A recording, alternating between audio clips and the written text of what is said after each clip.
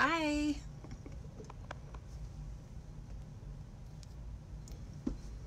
I'm going to give everyone a minute to start joining and find that the live is live, as well as refreshing it over here on my second device so that I can share it to my personal page.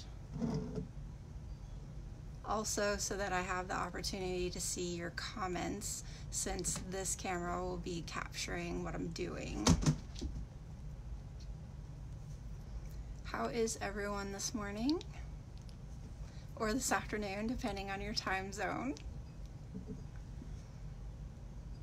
Good morning, Carlette. Or good afternoon. I guess it's afternoon in your time zone. I am just hopping over to share on my page.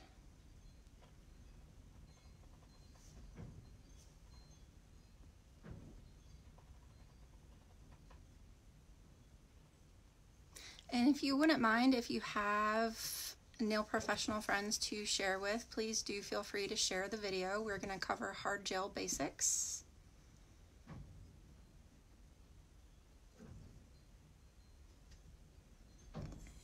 Click share.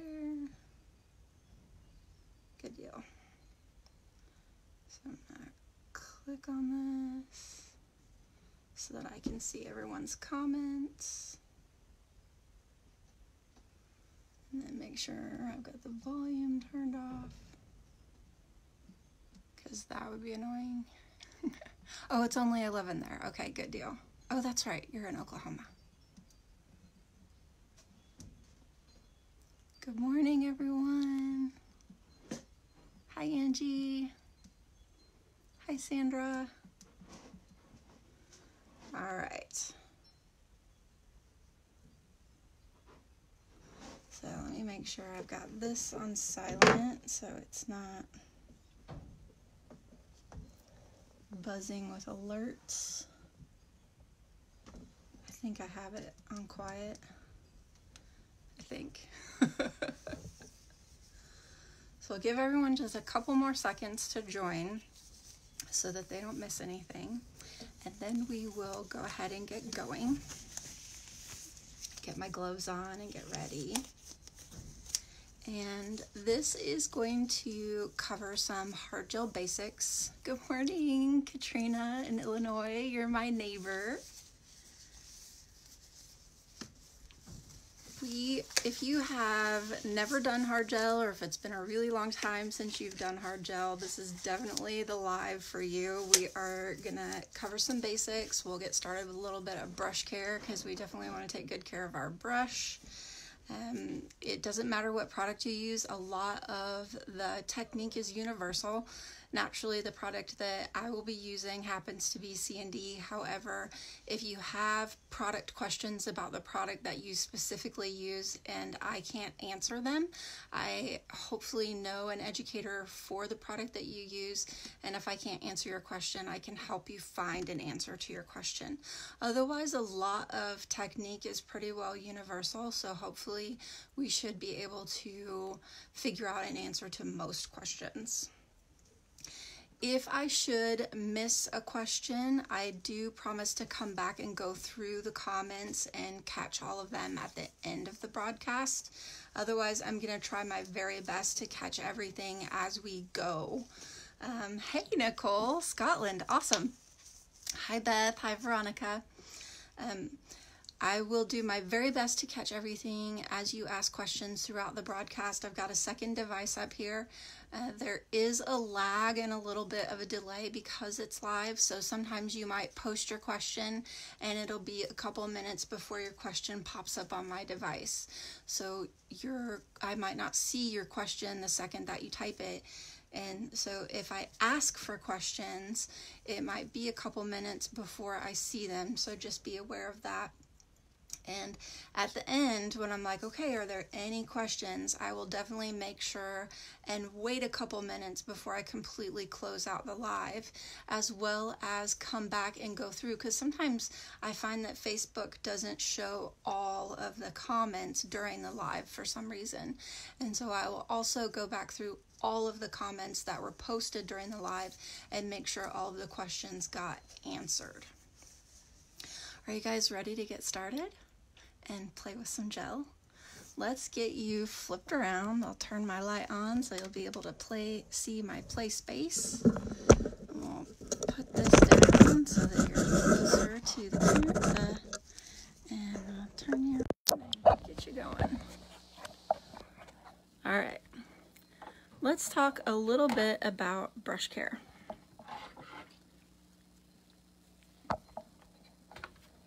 The first thing that's important with gels is taking really good care of your brush. If you are not taking good care of your brush, you'll have to keep repurchasing a brush, which can be really expensive and really frustrating. The brush that you choose is really personal preference. Most gel brushes are synthetic, and really it's going to be up to you if you like an oval shape or if you like a square shape, if you keep it in a case or if you get a gel brush that has its own cap. All of these things are completely personal preference.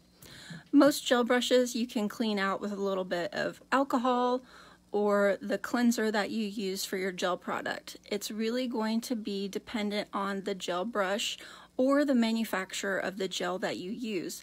So make sure you check the instructions either for your brush or for the gel product that you use. The next thing about caring for your gel brush is going to be storage. And that is going to also be dependent on the brand of brush that you use. I happen to use a C&D brush. The C&D brush is meant to be stored with a little bit of gel in it. So if you kind of look at my brush, you can see that it's kind of all the hairs are sticking together. And the reason they're all sticking together is because it's meant to be stored with a little bit of gel in it. Some brushes, the instructions are to store them with a little bit of gel. Some brushes, the instructions are to store them with a little bit of something else. So depending on the brand of brush you purchase, pay attention to the directions of the brand of the brush you purchase to know how you should store it. Covered is also ideal because all light puts out some form of UV, and that light exposure can cure your brush. And if your brush gets cured in storage, what's going to happen to it? It's going to be hard as a rock. So make sure you pay attention to your brush depending on the brand that you use for storage. And that's pretty much it. It's easy and simple. Let's prep our brush. All we need is a little bit of clean, clear gel and a clean, clear surface. I just have a little plastic tray. You can use a tile, you can use the back of a plastic backed pad, you can use a section of a silicone mat, just basically a clean, clear surface.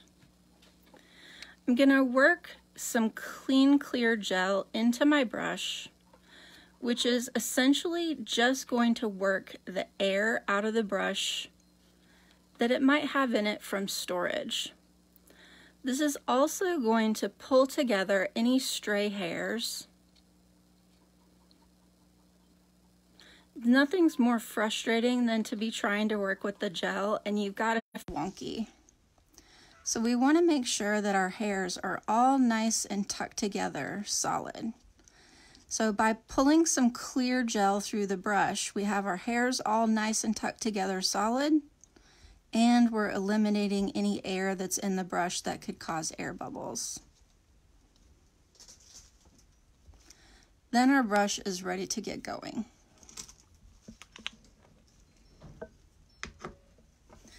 Now let's talk about actually working with gel. I'm gonna switch over to using a pink. If you have some pink gel and a tip that you can work on, go ahead and grab those because I want you to try playing with this with me a little bit.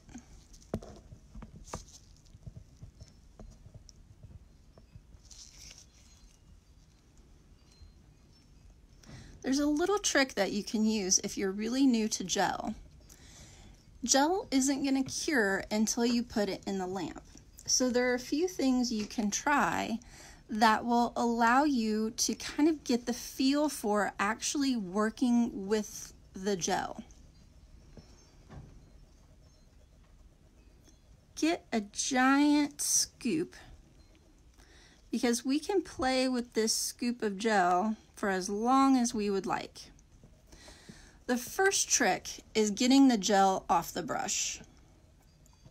If you'll notice, by picking it up in a scoop, the gel is all on one side of the brush. So if I would set that down on the brush, place it on the nail so that that one side of the brush is kind of centered in the nail, and roll it off, the product is in the center of the nail where I want the arch to be. And I've basically pulled all the product cleanly off the brush. Go ahead and set the jar of gel out of your way, because now we have all the product that we want to play with. Let's talk about how to manipulate the gel. At this point, we're really not trying to build a nail or sculpt a nail or do anything like that. I want to talk about how to actually manipulate the gel itself.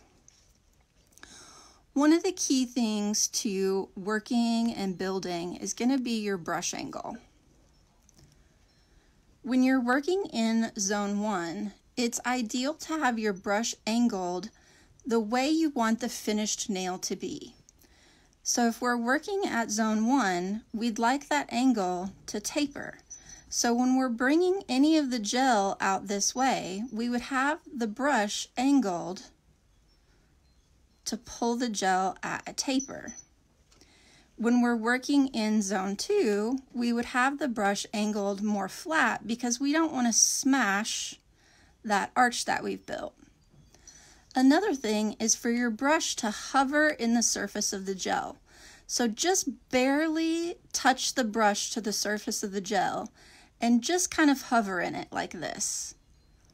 See how your brush can be connected to the gel? And I literally want you to just hover in it like this. Not really move it around, just hover.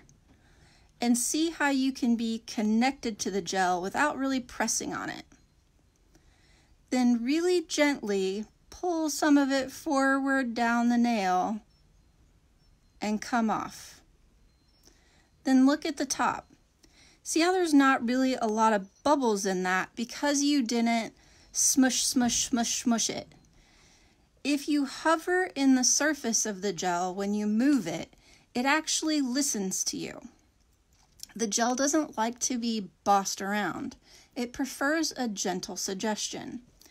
And by keeping it more flat in that zone 2, you're gonna find that you don't smash that arch. Right now, of course, it's rolling to the side because we're working with it sideways so that we can see what our brush is doing. In zone 3, you would angle your brush up, because we don't want there to be that little ledge at the back when it grows out. So kind of set your brush down so that it's touching, and push back just a little bit and take your brush past the gel, then wiggle it away from zone 3 and down and off the side. And see how you can wiggle away and leave it so that there's no bump at the back. So part of working with that gel is going to be those brush angles. Those brush angles are a huge key to that manipulation. And thinking about holding your brush in the angle of what you want the finished nail to be is extremely important. The next thing is holding your brush at the finished angle you want the nail to be when you're working at it straight on from the sides. So your nail would do this and this. Think about how you want the nail to taper down into the sides this way and down into sides this way. Let's just snag a little bit of gel here and kind of go to the side this way. And remember, we're just gonna float in the surface and go this way a little bit. And turn your brush as you float to that side. Then we don't wanna pick our brush up, because look what happens. If we pick the brush up, where did that gel just go? It's all over that skin, and we chance creating a bubble because we picked up the brush. So when you work the gel over to the side, we turn the brush, we come back and we work more gel over to the side, and we work more gel over to the side, and we continue working down the nail, and then we can pull the brush down and off. This is a Colorpop, so it's a giant nail, and you may be practicing on a giant tip. So keep in mind that we're not trying to sculpt a nail right at this moment. What we're trying to do is learn how to manipulate and play with the gel itself. So don't freak out if you have little blobs of gel all over the place, because what we're trying to do is learn how to manipulate it, and then we'll play with actually building a nail in a little while. Let's come back to brush angle again and play with the side a little bit more. So scoop up a little bit of this gel that's kind of running over to the side and grab it onto your brush so you have a little scoop of gel on your brush. Let's learn how to play with that gel on our brush and manipulate when we have some spaces. See this little space that we created right here? Sometimes when you're working with the gel, you'll find, oh no, I created a little divot and I've got a space I want to fill in. You can have some gel on your brush and fill that in without going in and making a mess. What we can do is make sure that we turn our brush so that we have that angle and create a little bit of a string. So I'm going to turn my brush to the side so that I've got that brush angle. I'm just barely going to touch the highest part of the gel that's on there and string it across the spot that's missing and touch the next highest part and bring my brush down and off the nail. And just do that again softly. See how that worked? Because what happens if we go in and we kind of tap it? What just happened? See how we've now got bumps and waves from trying to tap it in, and we created a few little bubbles in there. Gel doesn't like to be played with excessively. That's one of the key points of gel. It really likes to be coaxed with gentle suggestions. So one of your key basics with gel is gentle suggestions. If you will let it, it will do a lot of the work for you. Let's grab another scoop of gel. Let's grab this little scoop of gel here at the zone 1. And get a little bit of gel on the end of your brush again.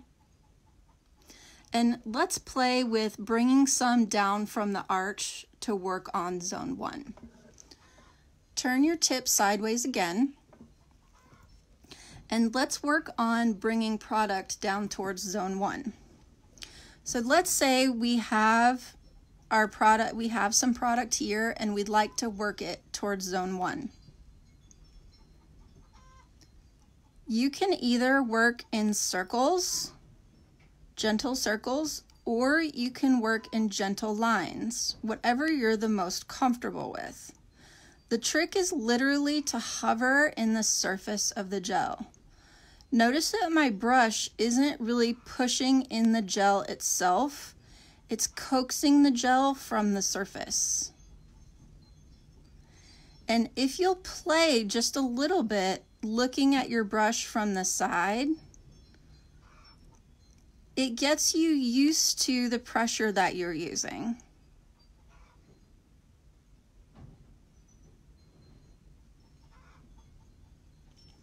If we automatically start trying to do nails from the top, a lot of times we can't tell what pressure we're using.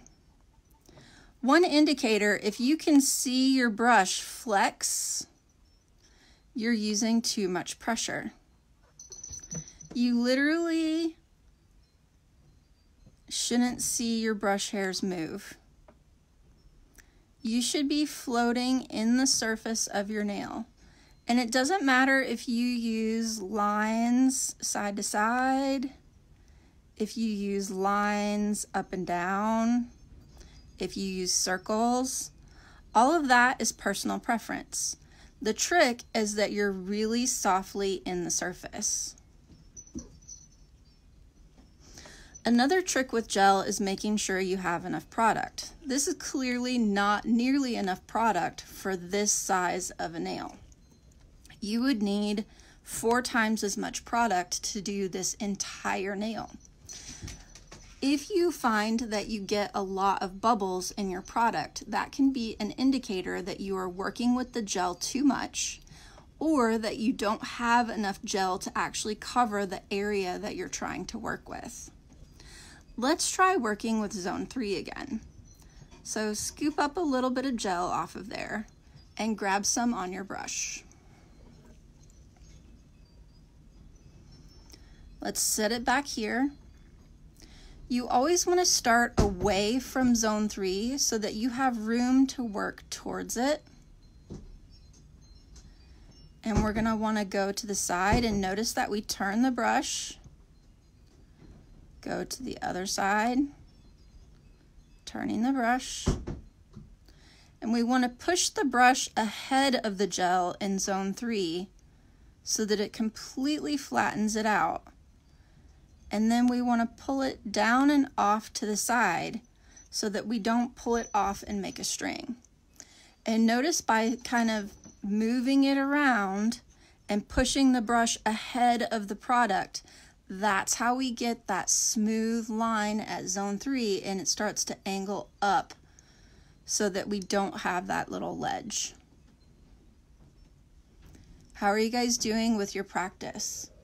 Show me some thumbs up if it's working for you. Do you have any questions about manipulating the gel this way? Show me some thumbs up if it makes sense.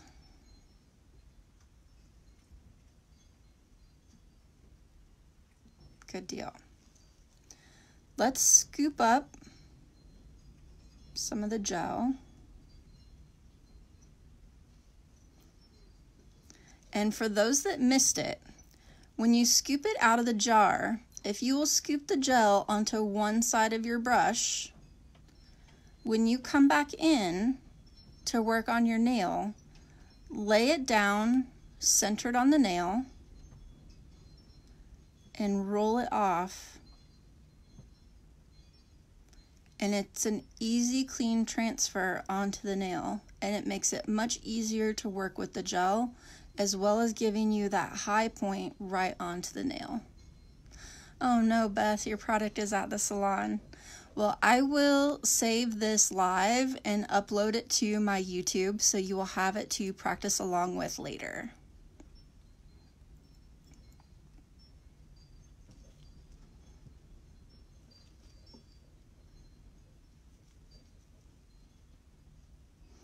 Another tip for basics: when you first apply gel, when you're new, if you will do one really thin brushed on layer of gel as if it were gel polish, literally just brush it on thin and smooth and cure it. This is your safety layer. This gives you a nice thin layer that is for sure cured properly, nice and thin, and will make it more likely that you have good adhesion. It will also make it less likely that you have heat spikes because you have that nice thin properly cured layer that helps protect the nail plate. Then when you come in with your next layer and do your sculpting, you have this layer that's properly cured that you can sculpt on top of, and you are less likely to have lifting issues because you'll have this properly cured layer in between your nail and your sculpted layer. So this can kind of be your little cheat sheet when you are just starting out with your hard gel. It also makes it easier for the gel to flow when you have this thin layer already cured in place. The gel likes to stick to itself as well as flow on top of itself versus the natural nail with the bond. So having this nice thin layer, the gel kind of flows and moves around on this nice thin cured layer a little easier. So this can be another tip that helps you as well. Do you feel like you are ready to try sculpting a nail now that we have some tricks for how to manipulate the gel itself?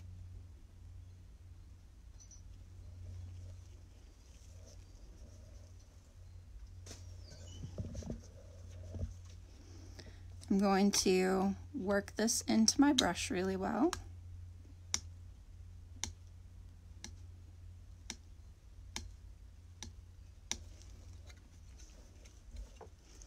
To make it easier for you to see what I'm doing to sculpt the nail, I'm going to use a semi-shear.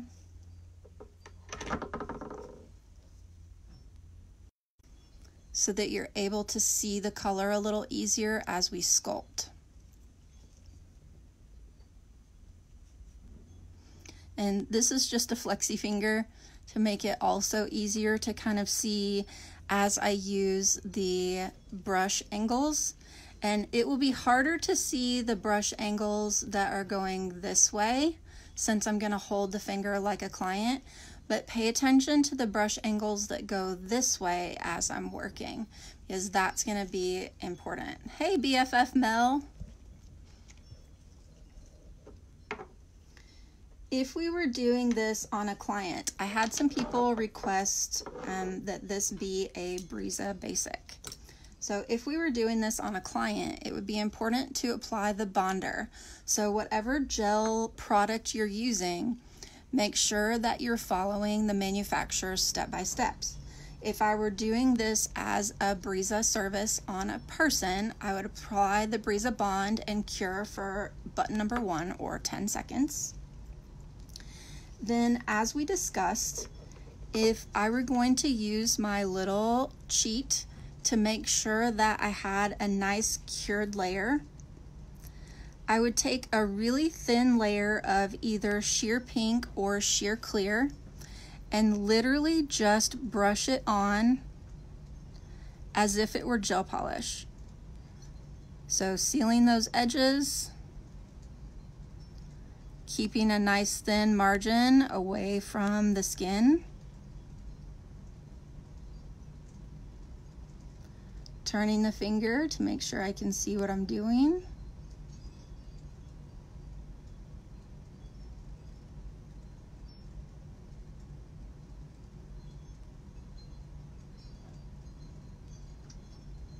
And you would have done all of your prep steps. So your surface would have been buffed with your 240 grit, your cuticle work is done, your cleansing is done.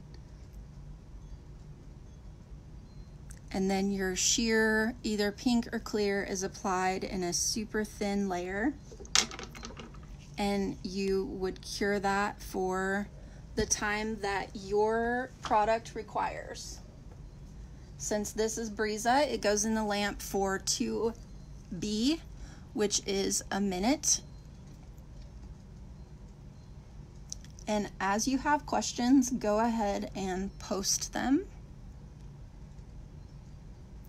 This thin layer just gives us a little bit of insurance that we have a nice cure, and it's going to make it a little easier to work with the gel on top of it. It just lets the gel slide and maneuver a little smoother.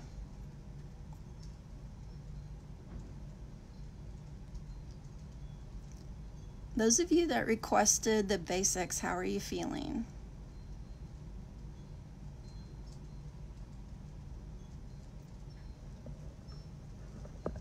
I want to make sure you're getting what you're looking for. Good deal.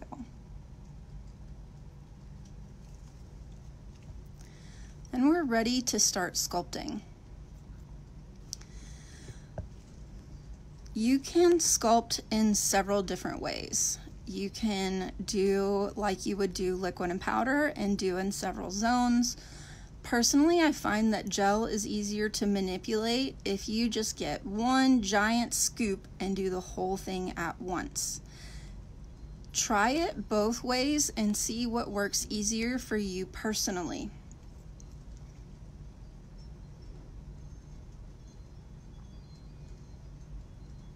Let's try it with a giant scoop and see how you like it.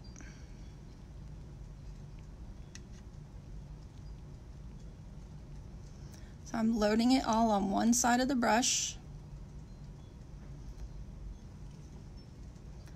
setting it down in the middle,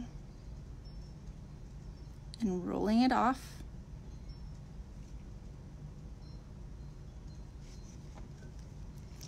Then I'm just going to tip the finger back a little bit so I can use that 5-point balancing. Not 5-point, the balance point positioning. Got polishing on my mind. I'm just going to lightly hover the brush like we talked about. And start to gently suggest that the gel move around the nail.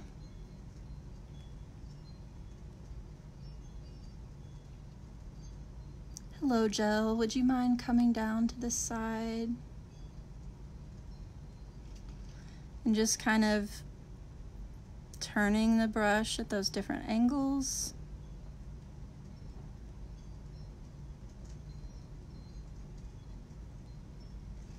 I'm gonna quick get rid of that fuzzy. And then remember, zone 3, we want the brush to go past the gel. So I'm gonna lift it up for that angle at the back, move the brush past the gel, and just kind of gently suggest, hey gel, would you mind kind of hanging out back here a little further without making a little lump? It'd be really awesome if you could fill this in but not be lumpy. So let's gently move back together if you don't mind.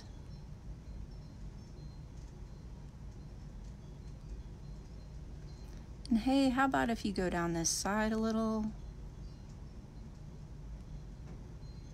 And even if you just kind of think in your mind, gentle suggestions, don't get too bossy.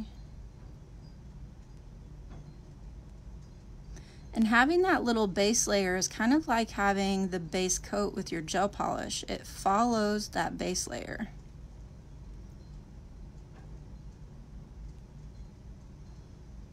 Hey gel, would you mind hanging out over here?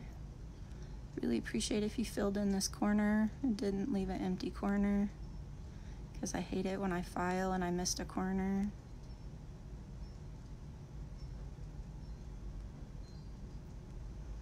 If you'd be so kind as to come down this side without leaving a lump, that would be great. Then use your line of light and check how things are going. So I can see I've got a little bit of a divide here. Now the trick is going to be to have a little bit of gel on your brush so it doesn't stick. So I'm just going to wipe up in my jar so that there's some gel on the surface of the brush. That way it's much easier to just kind of hover and float.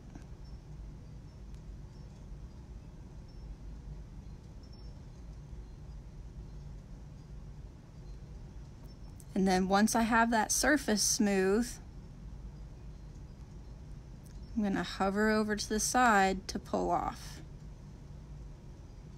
And then give it a couple seconds to smooth itself out. Because if you try to perfect the surface on your own exactly precisely, that's when you end up with all those bumps and lumps and bubbles.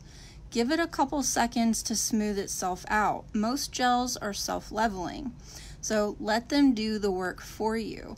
It's when you try to overwork it that it takes a lot of extra time and it gets those lumps and bumps and those bubbles that make a lot of extra work. But when you let it do the work for you, there's not so much work to do. Does all of that make sense?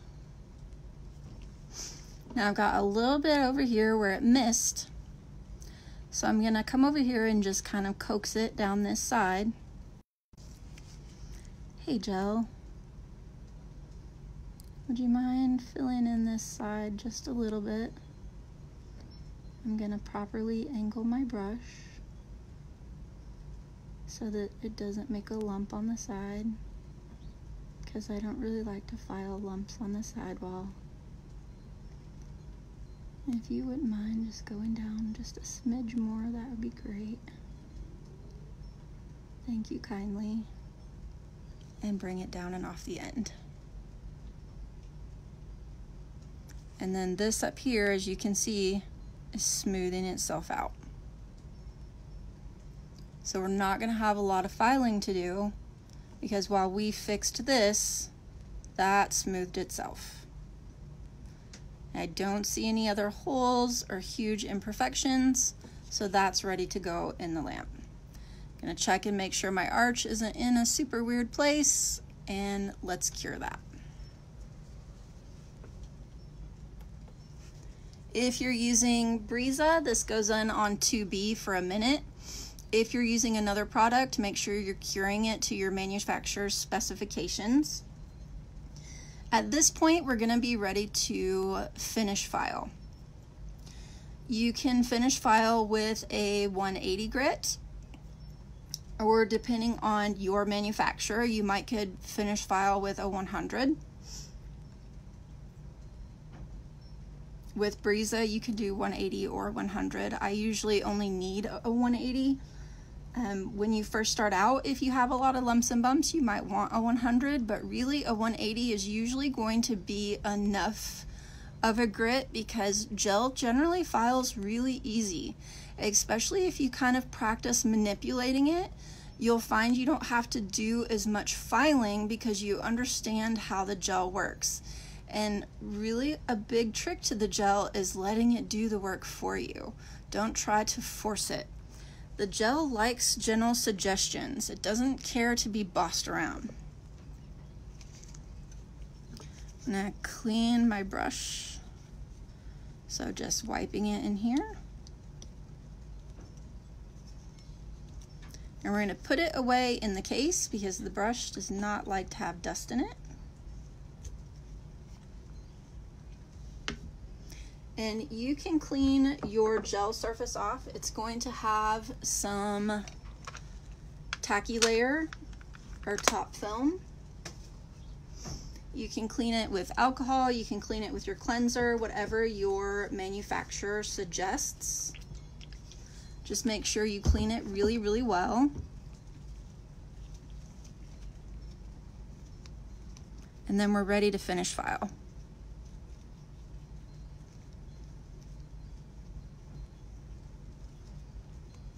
I like to finish file in a specific order,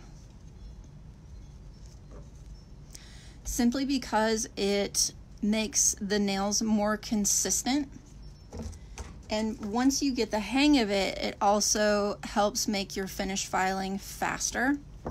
I'm gonna lift the camera up a little bit so that it's easier for you to see the finish filing strokes. I'm gonna start off finish filing counterclockwise down about 1/3 of the nail. You want to make sure you're going in a rounded stroke.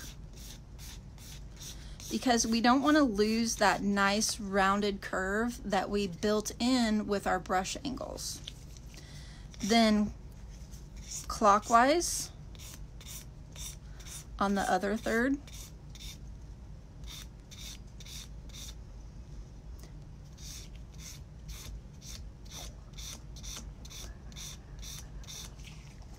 Then we're going to come towards you at the barrel C.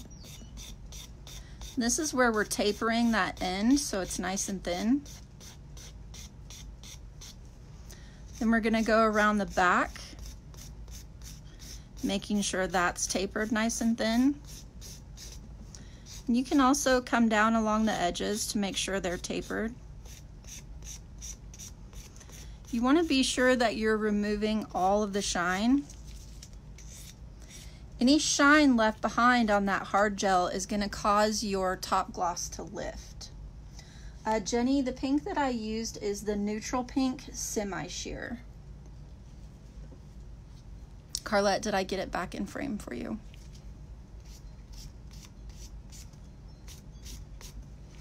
Then the last thing should be that center, and you want to slow down for the arch. Alicia, at what point are they popping off? If they're popping off when you're doing the finish filing, a lot of times it can be because the prep work needs to be done a little better. A lot of times it can be some cuticle that got left behind, or it can be that the cure isn't accurate. Sometimes not using the correct lamp can cause the cure not to be right, or if the gel was too thick. You might find that doing that thin layer of gel and curing it will help to keep them from popping off. If they're popping off during wear, it can also be the same thing.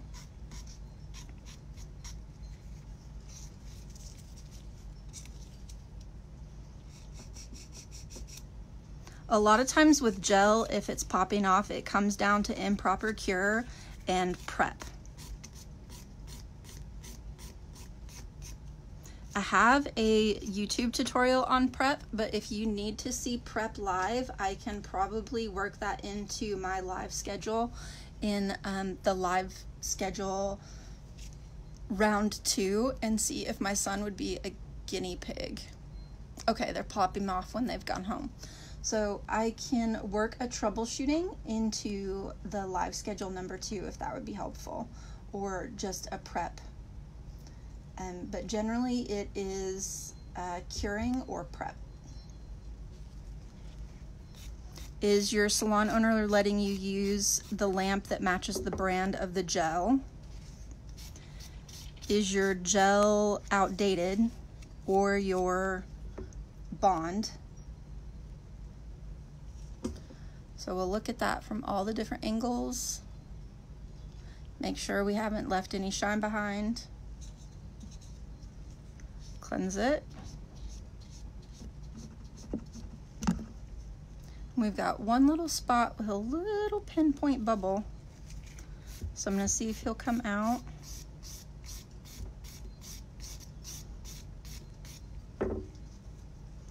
And nope, he doesn't want to come out.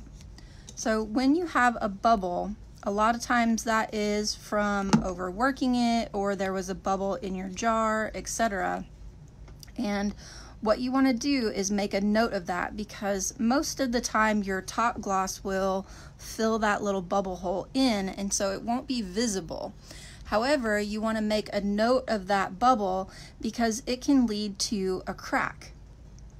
So I would put a note of that little bubble on my client profile, because if that nail cracks, then I will know that that is from application and not from something that the client did. And so then when the client came in and had that little crack in the nail at their rebalance, then I would say, oh no, you have a nail that cracked. We'll take care of that during your rebalance, no worries. Next time, just so you're aware, repair is usually X amount, and so I will just repair it on me.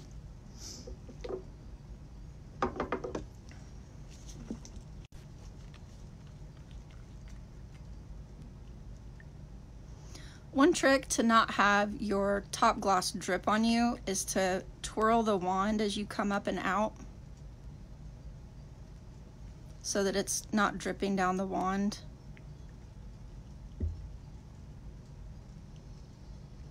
And then basically apply it like gel polish. Seal the edge.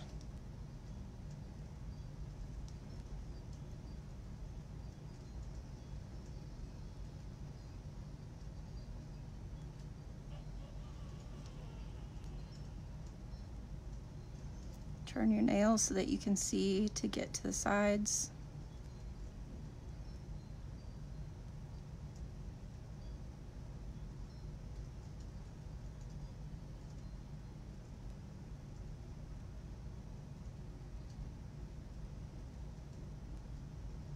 And then smooth out anything that needs smoothed out.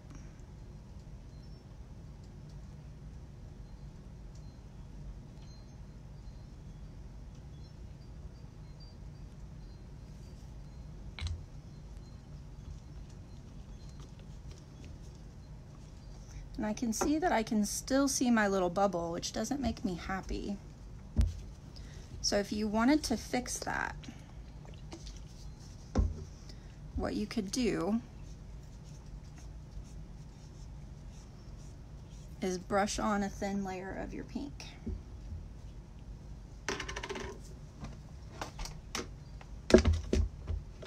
Because your gel sticks to three things. It sticks to your bonded natural nail, the sticky layers of gel itself, or to a 180 grit surface or lower. So I'm going to let that cleansed nail dry.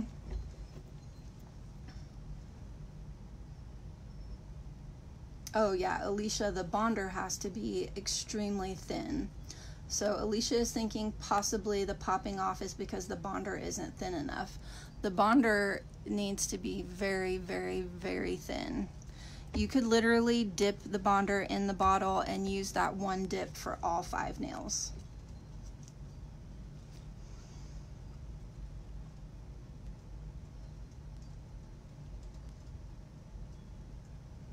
I want to make sure this is very, very dry before I put the gel on it.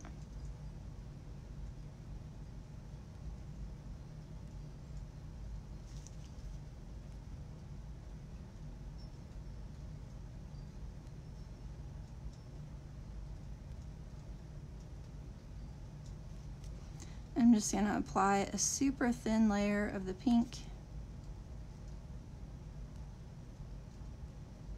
to camouflage the bubble.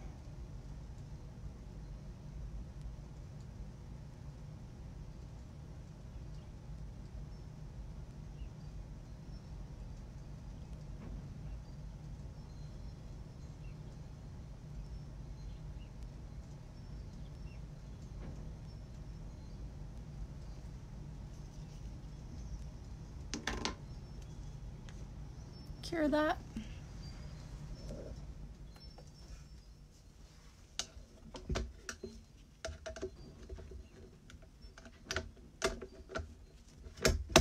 And again, make sure you make a note when you get a bubble so that if it does crack, you remember that the crack is from you. And Jenny, there's that color.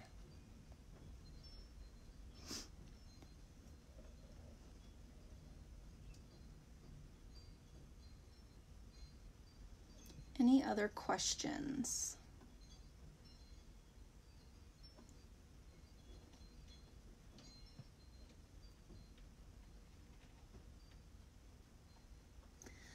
Usually there's not a need to apply. Jenny's question is there another need to apply another thin coat over the application before the top coat, kind of like the base layer for additional strength? Normally there is not a need to apply another layer, a thin layer over the sculpted layer.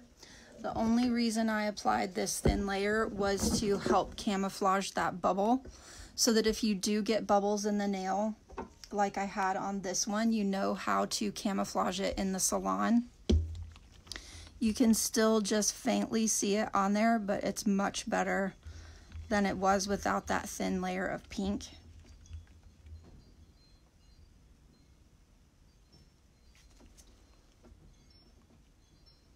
Now we'll come in with our Brisa gloss or your top gloss, depending on the system that you're using.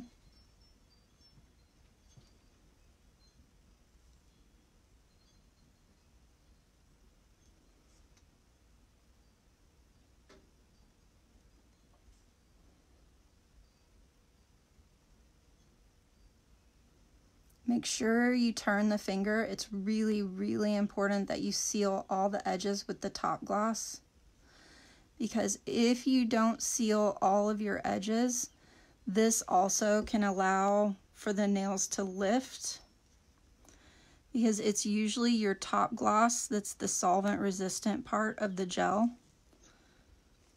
I got mine a little heavy, so I'm just pulling off some of the excess.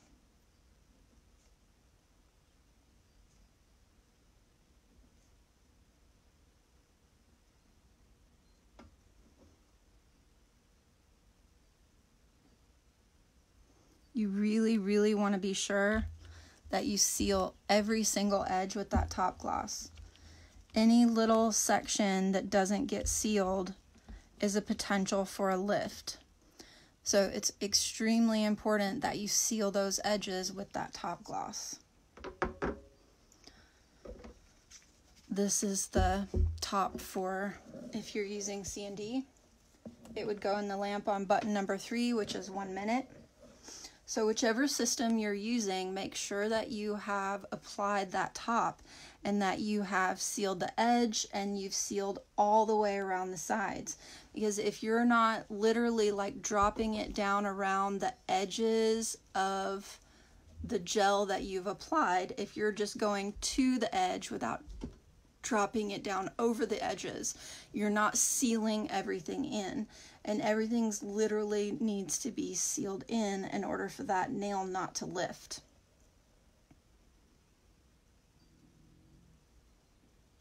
And for those of you that are gel users, I'm going to do a live at 1 o'clock that will be a little more advanced and include doing some smile line work. If you were going to do gel polish over the gel, do you not use top gloss and instead use gel polish top coat? Alicia, if you are going to do gel polish, if you have someone that is not going to get anything they're not supposed to, you could skip the top gloss and go straight to the gel polish and use the gel polish top coat. However, the top gloss on a gel enhancement is what makes it solvent resistant. Most people that wear gel wear it because it's solvent resistant. So I would go ahead and do the top gloss. Do not remove the top film and go straight into the gel polish. Treat the top gloss like the base coat for the gel polish. The reason for that is because the top gloss is what makes the gel solvent resistant. If you have someone that's just wearing the gel to give their nails a little bit of extra flexibility and some protection, then it would be fine to skip the gel polish top gloss. Or the gel top gloss, sorry. So we're going to, and you would apply your oil, and they would be ready to rebook and head out the door. No worries, Karen. Sorry you slept through your alarm. It's totally understandable. It's very early in New Zealand. And I will save this and load it to my YouTube channel, so you will still be able to catch it. Any other questions before I close out the live?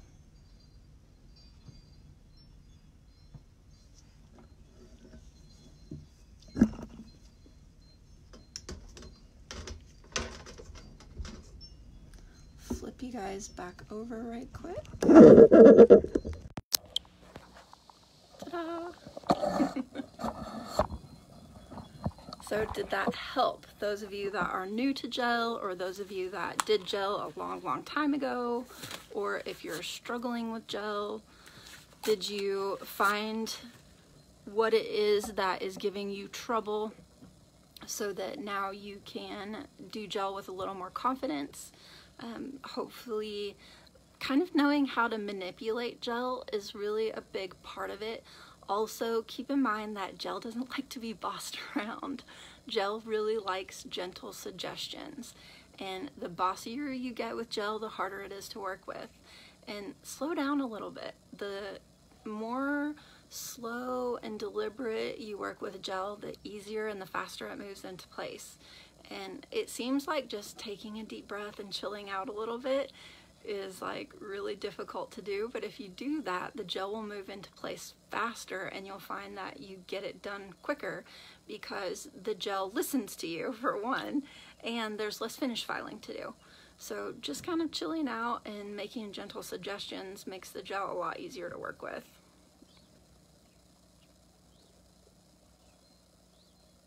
Any other questions before I close out? Oh, I see there's a question in the works, so I'll wait just a minute.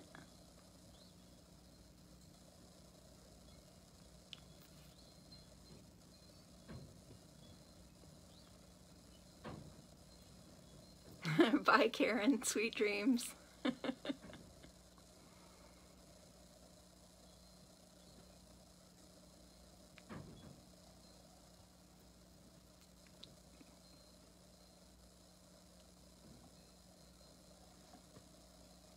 I will go back through in case Facebook missed any of your questions, posting them up during the live. I will go back through the comments after the live and answer any questions that were missed.